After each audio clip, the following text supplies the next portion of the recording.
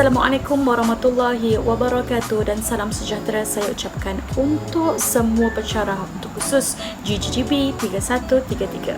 Saya Siti Hairunisa binti Karim bernombor matrik A167875. Untuk kursus GGGB 3133 ini, kami diberikan beberapa tugasan, antaranya ulasan artikel, perbentangan alat komunikasi secara berkumpulan, pengajaran mikro dan yang terakhir sekali ialah video berkenaan ulasan bahan bantu mengajar.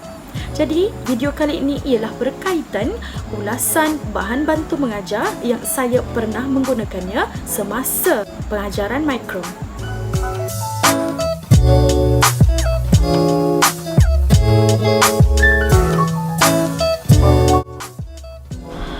Untuk set induksi, saya memilih telkong yang merupakan bahan maujud untuk menarik daya minat pelajar terhadap pembelajaran pada hari itu.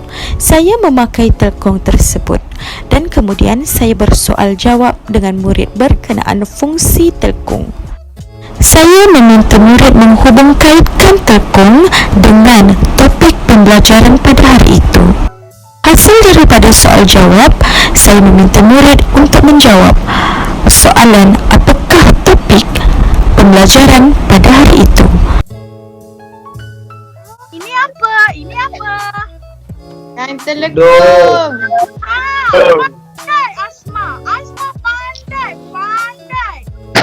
Apa ni? Untuk apa? Untuk apa? Pandai. Solat. Cikgu tanya. Ini untuk apa? Untuk pengetahuan anda, saya menggunakan telkong sebagai set induksi adalah kerana saya ingin melibatkan pengetahuan sedia ada murid. Hal ini adalah kerana kemungkinan murid-murid saya pernah melihat ibu bapa mereka ataupun ahli keluarga mereka ataupun mereka sendiri pernah menggunakan telkong semasa solat. Jadi, murid tersebut sudah semestinya mampu mengaitkan telkong dengan topik pada hari itu, iaitu solat.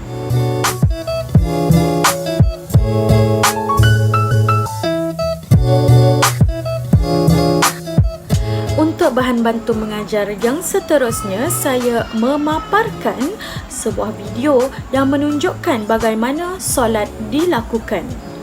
Ianya saya tunjukkan lepas set induksi dilakukan dan sebelum pembelajaran dilakukan. Hal ini adalah kerana kemungkinan ada murid yang belum pernah melihat bagaimana solat dilakukan. Jadi, video ini secara tidak langsung membantu murid untuk lebih faham berkaitan topik pembelajaran pada hari itu serta memberi gambaran yang lebih jelas kepada murid.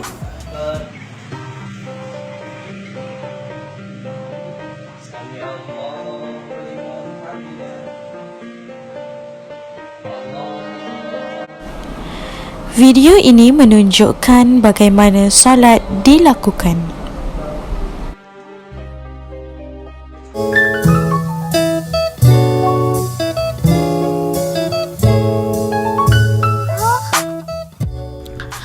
Untuk bahan bantu mengajar seterusnya, saya menjalankan pengajaran menggunakan slide ataupun paparan PowerPoint. Saya memilih paparan PowerPoint kerana saya menjalankan pengajaran dan pembelajaran secara atas talian. Dengan menggunakan slide pengajaran, isi pembelajaran dapat dilihat oleh pelajar dengan lebih jelas dan terang. Berbanding kad manila ataupun kertas mahjong, paparan slide adalah lebih jelas. Ianya amat penting untuk dititikberatkan kerana murid masalah pendengaran lebih bergantung kepada pembelajaran berbentuk visual. Untuk pengetahuan anda, paparan slide ini mengandungi beberapa isi pembelajaran. Antaranya ialah hukum solat fardu, nama-nama waktu solat fardu serta waktu-waktu solat fardu serta jumlah rakaat bagi setiap waktu solat fardu.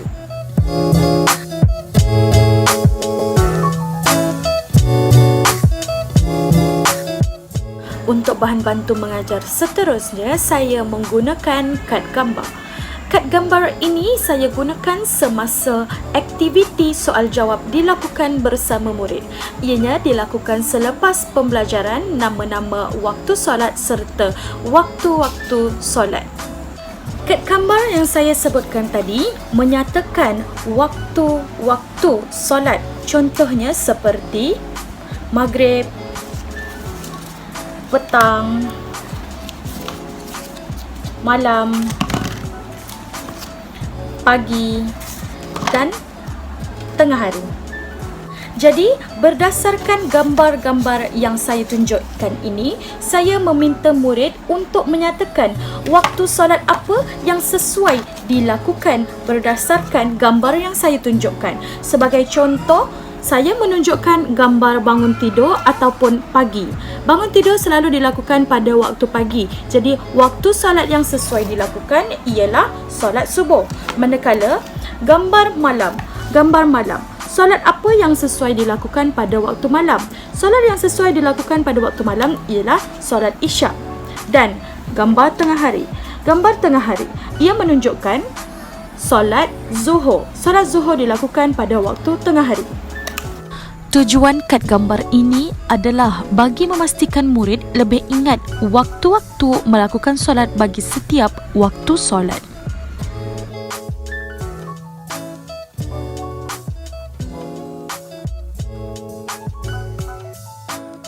Selain itu, saya juga menggunakan beg undian sebagai bahan bantu mengajar. Beg undian ini adalah bertujuan mengundi nama murid yang terpilih untuk menjawab soalan. Beg undian ini mengandungi nama-nama murid. Saya akan mencabut satu nama murid dan nama murid yang terpilih dikehendaki menjawab satu soalan. Tujuan ianya dilakukan adalah untuk menarik daya minat murid serta keterujaan terhadap pembelajaran.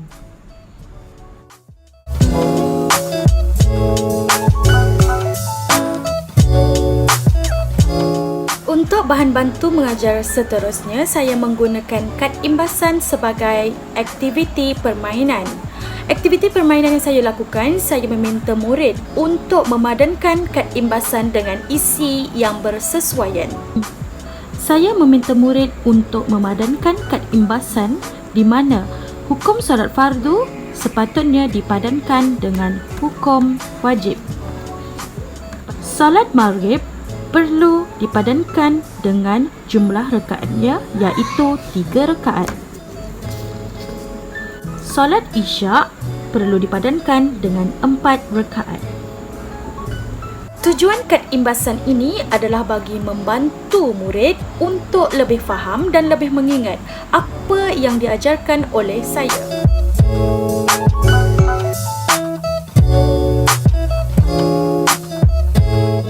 Bantu mengajar seterusnya, saya menggunakan token ekonomi di mana murid yang berjaya menjawab soalan saya akan mendapat markah. Sebagai contoh, kita dapat lihat nama-nama murid. Sekiranya Asma berjaya menjawab soalan, saya akan memberikan markah kepada Asma. Saya akan memberikan hadiah kepada murid yang berjaya mengumpul markah yang terbanyak dan pada akhir tahun saya akan memberikan hadiah kepada mereka. Tujuan token ekonomi ini adalah bagi merangsang murid untuk melibatkan diri dalam aktiviti pembelajaran serta menambah minat murid terhadap pembelajaran.